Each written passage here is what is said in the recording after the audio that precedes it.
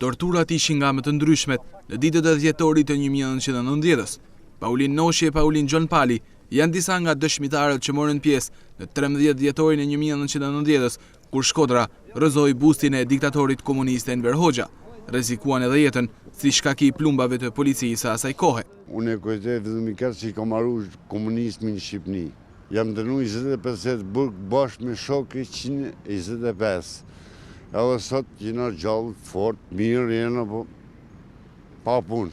Plagosën kam, e kur vjen puna, në lajnë sot pjasë prapë.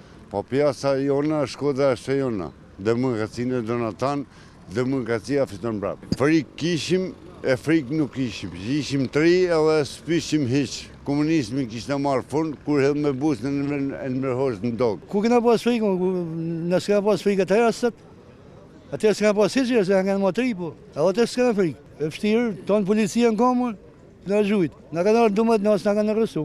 Jam dënu 25 vjetë. Më dhe kam rënë 15, fati jo në bo 7 mujë.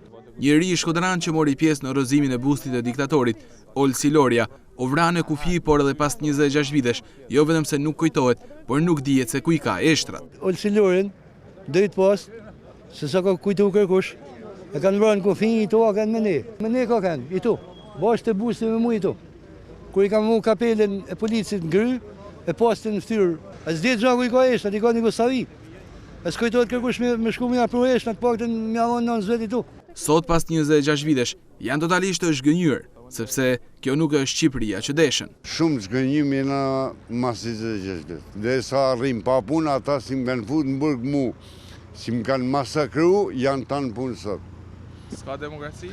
As si fjes nuk ka, demokraci këtu nuk ka. Tu ka vetëm komunizm të fort bële.